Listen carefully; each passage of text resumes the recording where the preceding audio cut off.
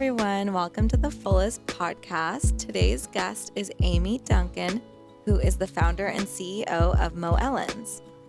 Hi.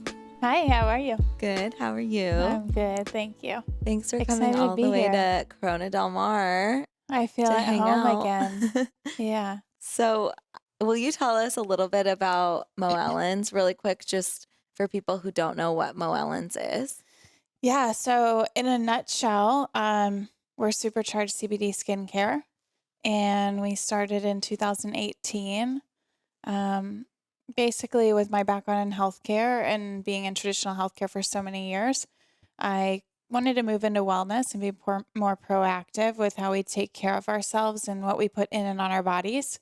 And I started studying cannabis at the laboratory when I was running a biotech lab and became very passionate about it. And so in 2016, I walked away from the lab and started the company. And originally we started in ingestibles and we had a few topicals. Yeah, And like then roll-ons, right? Or we had a topical oil, yeah. I remember And that. so we really rebranded and we've been really bringing out our brand voice, and really our mission has been uncovered kind of the past year, and we'll get into that more even this year. But really mental health skincare and how what we put in and on our bodies, what we see every time we look in the mirror, and how we feel inside, bringing that all together with amazing products and really connecting with people and building a community around that. Awesome. I'm so excited to learn more about like what products and why. Yeah. So originally, like I said, we had two tinctures. We had, everybody wants to take CBD as an ingestible. And I think that's great. Oftentimes when we're feeling off or out of balance, we coined this term called superhuman syndrome. Mm-hmm. And, as I was really going through this brand strategy exercise, people were like, how do you feel? And what do you want the company to be about? And I said, I'm one that I go, go, go. I have this drive to like achieve this vision for my life that I've had since I was so young. Mm-hmm.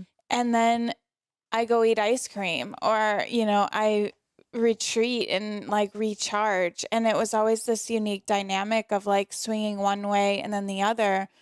And we called it superhuman syndrome. So that's really like this constant striving to reach this idealized version of yourself. And then at the end of the day, we're exhausted. Yeah. And so it gave us this unique opportunity to like reframe what it means to feel okay. And knowing that, okay, it's not whether it's enough or not enough, but it's about when you ask somebody, how are you? And they're like, I'm okay. And not inquiring as to, okay, isn't enough. Like, why? What's Yeah. wrong? It's like, let that person be okay at equilibrium at their baseline, and use that as like a building block to start, achieving more, doing a little bit more in your life. I love that because Yeah. I'm that person that's like, why are you just okay? Like, I Yeah. want more information at least. Not that like you're not allowed to be okay, but like if that's just how you're feeling, why? Whereas it's such a beautiful thing to just say that's okay. Yeah, I mean, in your present moment, when you strip away everything, you have nothing, or no material things, we should say, you're okay, And so that was really, you have like AT&T with commercials like, okay is not enough. So it doesn't like help our cause. But Yeah. I think as a human being in the present moment, you are okay. And going through my life, my personal life, it really made Resonate. me kind of like understand that more than I ever have in my life. And so it really resonated with me. And then when I started to talk to other people about it, people were like, oh my gosh, that makes so much sense, Wow. Okay. So, So now I really want to get into, personal stuff. A lot has happened since you started the company. yeah. And from what I remember, I don't know, just the few people that have spoken to me about your journey and your story, your husband, did he get diagnosed before you launched the company? Yeah. Okay. So What was he diagnosed with? Yeah, we met in 2007, dancing to the Cupid Shuffle out at a bar. Mm-hmm. And I was 22 Where? years old. St. Louis, Missouri. So Oh my that's my gosh. hometown is St. Louis. All my family is still there. 3 sisters, mom, dad is still there. Yeah, so we were dancing to the Cupid Shuffle, and he was playing professional baseball for the St. Louis Cardinals, and he had won a World Series in '06. Wow. So like he was at the The peak high. of his Yeah. life, you know? And so I was in college, worked 2 jobs. I was a pharmacy technician and a waitress, and just like was a normal traditional like girl, you know, trying to find herself. And then I graduated in '09. I always knew that I would wanted to move out of St. Louis. Like I wanted to apply for jobs all around the country. And I was like a worker, you know, that's what I did. And I had this vision for my life and always wanted to be an entrepreneur, but never really knew in what capacity. Mm-hmm. And so I graduated in '09, and then I didn't work right out of college. I traveled around with him while he was playing baseball, and we called it the Summer of Love Tour. Mm-hmm. And like I just went around city to city. And when it was good, it was good. And when he wasn't playing well or when he got injured or, you know, traded to another team, it was really hard. And so every year he had an injury, he had a neck injury and hips and Whoa. sports hernias and I was supporting him and loving him through it all. And I did. I mean, it was all I knew. Mm-hmm. And we lived such a good life together, you know. And then in 2011 we were married, and a year after we were married he was diagnosed with a glioblastoma brain tumor or brain cancer. Wow. And a year prior to him being diagnosed, his mom was diagnosed with the glioblastoma as well. Oh my gosh. So we kind of knew from her journey, um, like what would happen in terms of, you know, you get surgery, you get radiation, and you get chemotherapy. And it's just like the gold standard, you know? And is she still alive? No, she lived for 22 months. Okay. So, and if you Google glioblastoma, like the life expectancy is anywhere from like 6 to 18 months From when you're from diagnosed. diagnosis. And he So, was like, are there different stages? Like what stage was she at versus yeah, where he both were was? stage 4. Okay. Wow. Yeah. So his was 95% of the tumor was stage 2, and then 5% of it was stage 4. So because of that 5%, they treat it as if it's a stage 4. And so that's why he had the chemo and radiation. So we flew to Duke for treatment, and he had surgery. He had an awake craniotomy like you see on Grey's Anatomy, and they flipped him flashcards, and he had to speak and, you know, make sure they weren't impacting the speech area of his brain as they were operating on him. Whoa. Yeah. And at this time, you guys were still living in Missouri? We were still living in Missouri, but we went to Duke for treatment. Mhm. So we would fly to Duke, like, well, for the surgery, and then every 4 to 6 weeks we'd go for an MRI. It's just a Gosh. lot. And From then, the like right when you were married. yeah, a year after. We were Wow. married in January of 11 and October 10th of 12. Yeah, is when he was diagnosed. Oh my gosh. So then did you both move out here? Yeah, so he went through the surgery, learned to walk again, talk again, and he did a radio show for a living on ESPN radio in St. Louis. So, I mean, he was a fighter. Like, he would get up in the morning and go get on a stationary bike in the basement and ride the stationary bike and get himself into shape. And it was just amazing to see someone fight. Like, he is so inspiring to me on a daily basis now. Like, if I'm not feeling well, I just think of him and like what he had been through. But I always said that if he was clean on the MRIs for a year, that we would get out of St. Louis because it's freezing cold in the winter. It's miserable. Mhm. So it's like, we'll get out of St. Louis. And in the beginning, it's every 4 weeks you get an MRI to see if the tumor is growing back. So for a year, he was clean after that. And I was in medical device sales at that time, selling physiological patient monitoring. And the company I was with was like, we'll bring you out to the West Coast. We want you to take over the Western region. So they brought it up, and I knew it was either going to be Florida or California for Mhm. warm weather. And Mhm. it just so happened that we ended up in Laguna Beach. That's awesome. Yeah. What an awesome place to come out. Yeah. It was amazing. Like, we were a block from the beach. It was a different quality of life, than being cooped up in the winters in Missouri. And yeah, I loved Was it. his How did he do in Laguna? I mean, his mom lived for 22 months. So when did Yeah. he pass away? So he passed September 6th of last year, Oh my gosh, so he lived for a 2019. very long He time. lived like a long time. Yeah. How long was that? Um, That's like 4 years? no, he fought for 7. So he was Whoa. diagnosed in 12. 12, And yeah. then, 2019. yeah. Wow. So it went away for 4 years. And like, cancer is this thing that when you hit the 5-year mark, you're in a great Yeah. headspace. You're in a great space. So when we were approaching like right at 4 years, and Did you yeah, believe that it would just stay away or I mean, we lived as if every day was our last day, and I still do. Like, he did what he wanted to do. Anything that we wanted to do, we were blessed and we worked hard, but we lived a very free and loving life. Mhm. Um, yeah, Did he use CBD? he did. Yeah.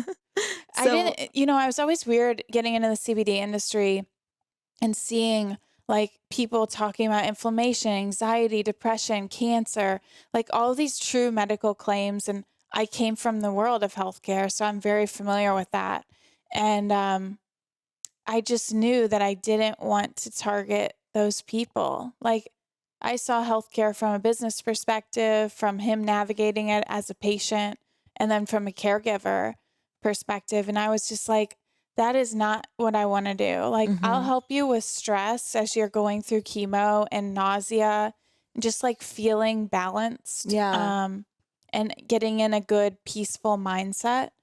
But I'm not going to Make say that we're Yeah. going to cure the cancer with it, Yeah. you know? So you started Mowellens in 2018.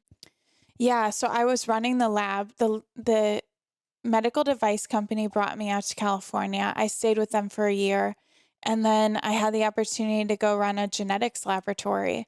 And I was really passionate about genetics because of him and his mom. Mhm. And so I went and moved over into the biotech space, and I launched a hereditary cancer testing portfolio where we looked at germline mutations that put you at an increased risk of developing cancer in your lifetime. And you did that down here while you lived In in Laguna? Irvine. Yeah. Oh, okay. And then when did you decide to start Mowellens?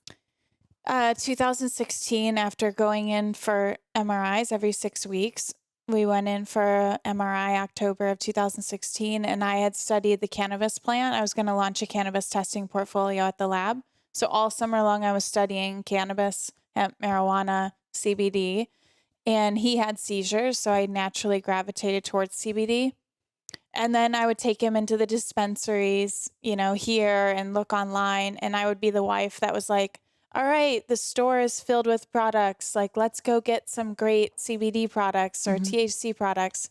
And then we'd get in there and I'd be like, all right, you can use these 2 brands. And Mhm. he's like, I hate you. Yeah. um, Like, why only these 2? yeah.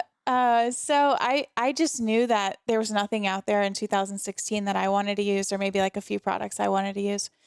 And then October of that year, we went in for a routine MRI and the cancer had come back.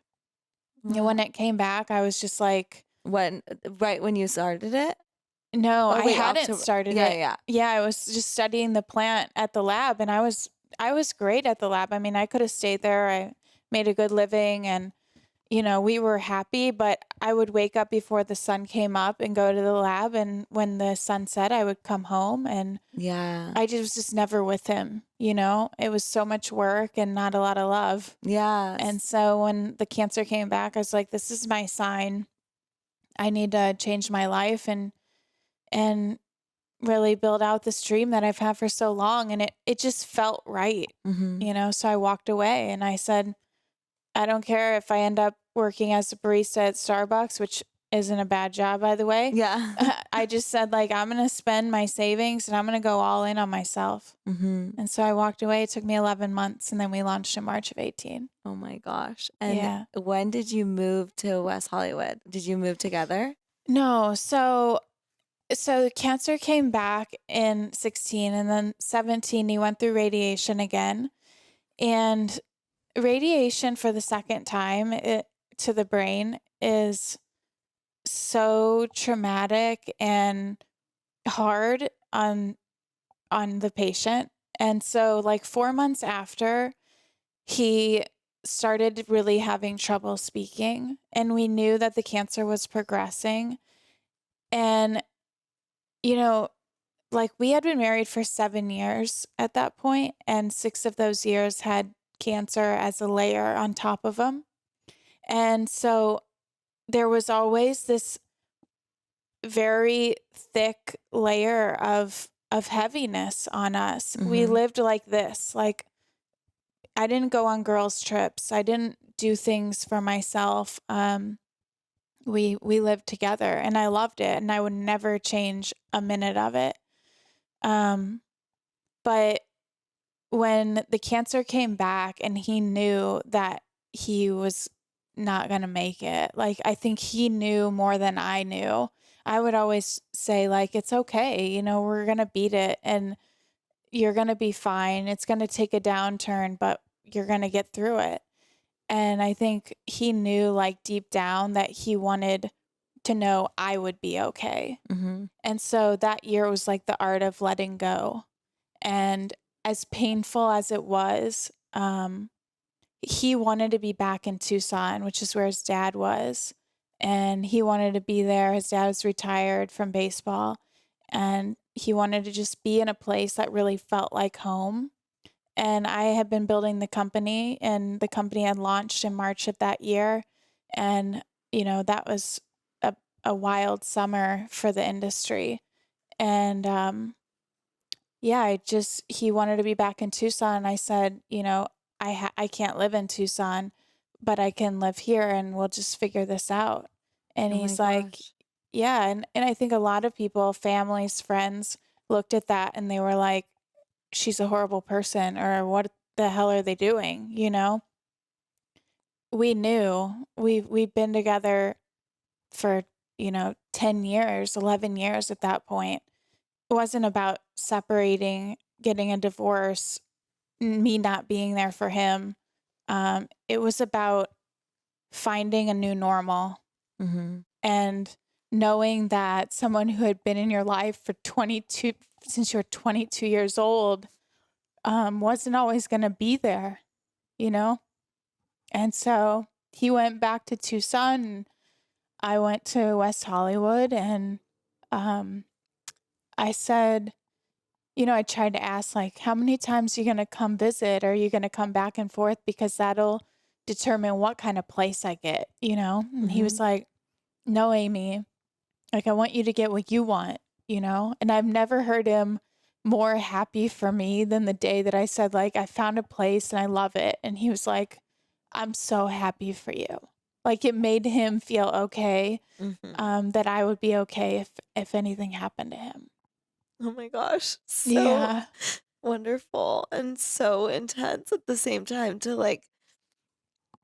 to make that decision for yourself and know that you needed to start living your life for yourself Yeah. at that point, but and doing it and regardless of what other people thought. Yeah, I mean, I knew that if I didn't do that, that there would be a day when I would be completely paralyzed, Yeah. and I don't know that I would have gotten out of it. And like, I think that there are a lot of things that we go through in life that, you're like, oh, we'll beat it, or like, I'll get through it. And honestly, I don't know that I would have, like, at the fork in the road, if I would have been able to come out of that. Yeah. And so I knew that I had to do what I had to do, and that he was supporting me through it all.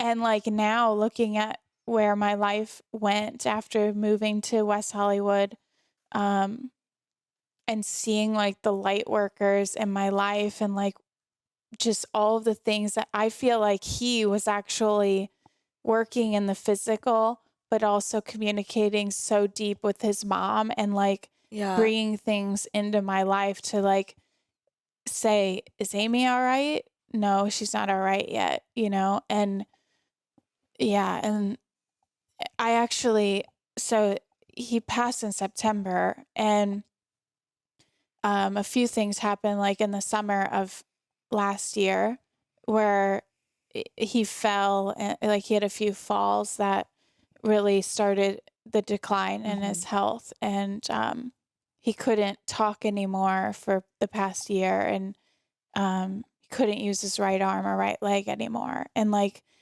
it got to a point where every time I would see him I would like break down, like I couldn't even go, and I would try as hard as I could but I couldn't like keep it together. Yeah. And then so I was going back and forth from like Thursday to Sunday. I'd go to Tucson and be with him. And then I knew like he wasn't going to let go if I wasn't with him. Mhm. And so I came back one weekend and I said, I got to get him back here. And I was like, I'm going to look for a place where he can get 24-hour care here in LA. And I found a place like a mile from my house and it had 24-hour care, Wow, so you and moved him. yeah, so I flew back and um For how long? I flew back Well, oh, sorry. did he come back? Yeah. A week. Yeah, so I came back to Tucson, and I honestly I was like I don't know if he can make it, you know? And then I just like asked him, I'm like, "Hey, do you want to come back to California with me?" And he's like, "Yes." And I Oh. was like, "All right." It's like we're going. And then I like meditated and prayed on it, and I was like, "Is this the right decision? Because I really don't know."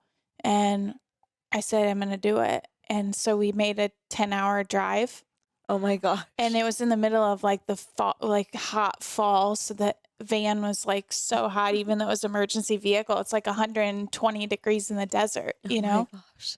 And so we made the trip back, and it was on a Tuesday. And when I got out, we got there at like 10 o'clock at night. And I spun around in the street like this, and I said, "We made it." And he's like, "We made it."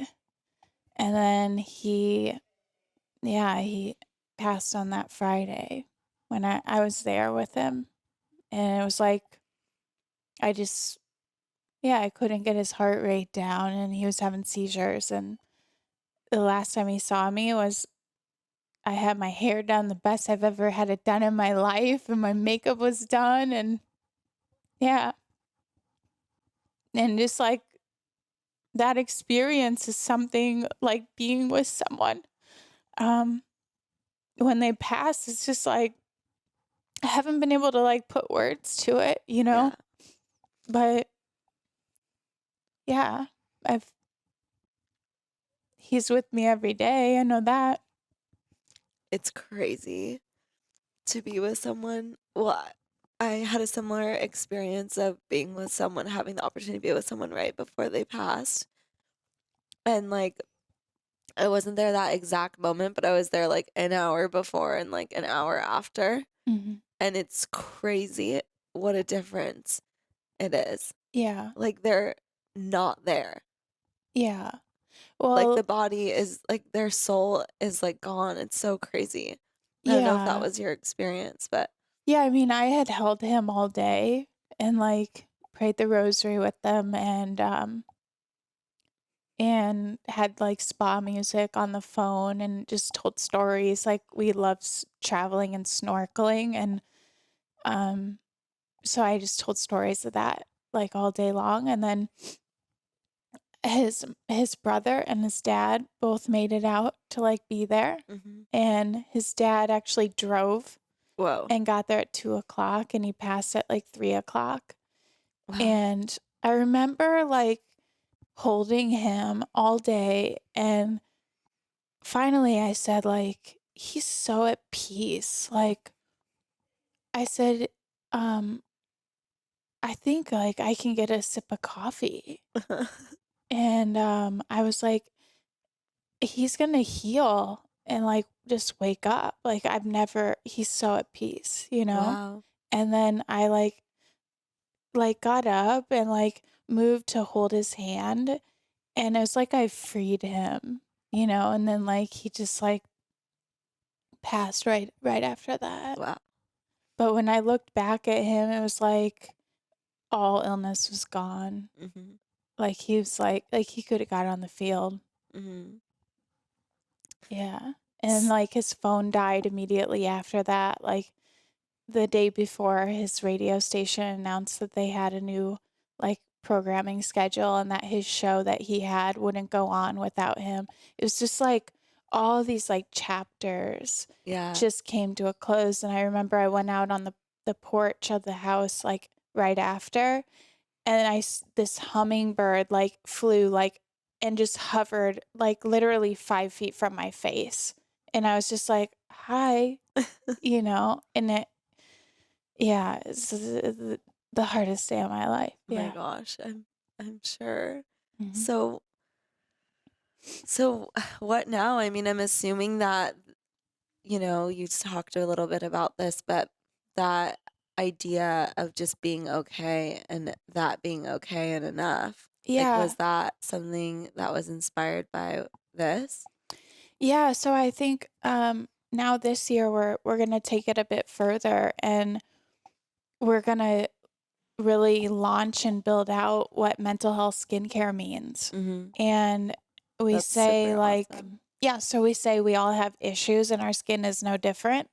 And so we're really bringing about um, what we call therapy sessions, which are either life chats or skin chats. Mm-hmm. And so you're really talking about whether it's a life issue or a skin issue and how that makes you feel. It's And brilliant thank you. because when someone's stressed, they break out. When someone's Exactly. going through crazy hormones and stuff, it's because stuff is going on. Yeah.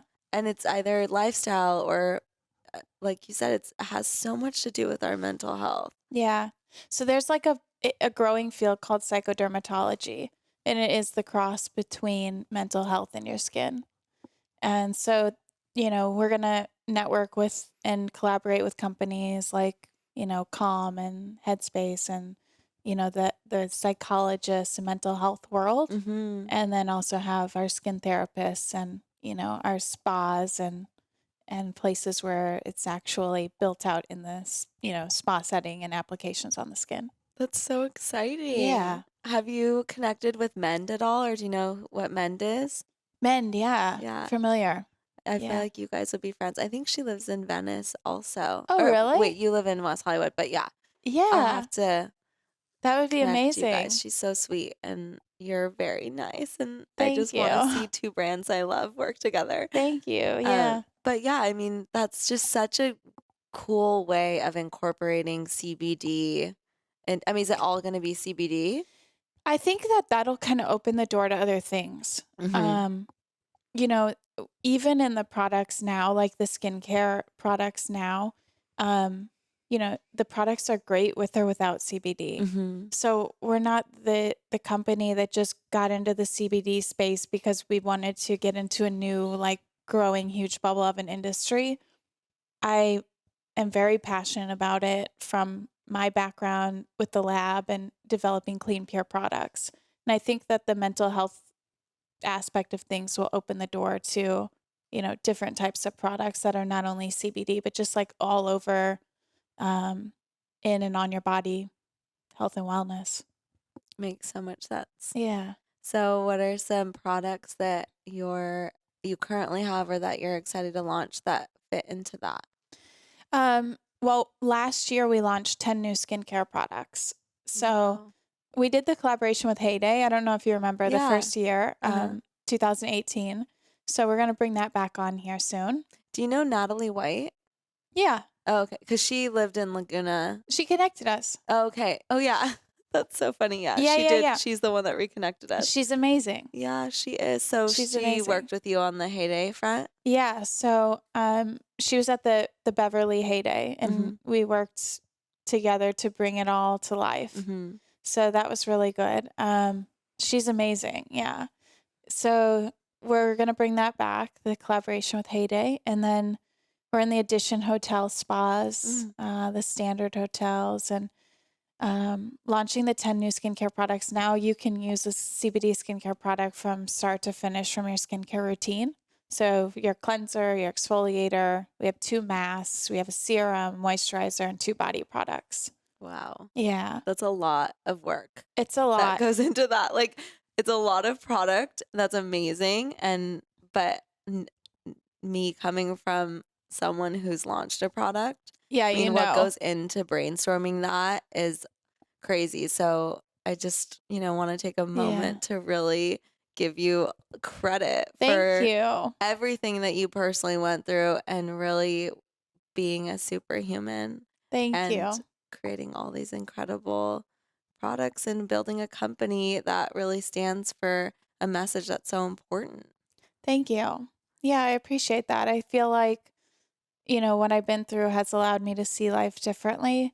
And sometimes I ask myself, like, after Chris passed, I was like, what's my purpose? Hmm. My purpose was always through him, it was Yeah. always for him to the business. And then once he had passed, I was like, what's my purpose now? Like, does it feel right just investing all this time and energy into the business? And really, I had to see it as, and I always did, but I had to really reinforce that this is a community and that I do have a powerful story that can inspire people, and not inspire people to go do like all these grandiose things and exhaust themselves, but Yeah. to inspire people to say, like, I'm okay right now and I have a lot going for me, and it's small steps that win. Hmm. And I think, like, just keep going and just keep like following your heart. And that was my renewed passion, and I'm still working on myself every day. People say time heals. I think working on yourself every day makes you heal. Thank you so much for joining us Yeah, today. thank you for having me.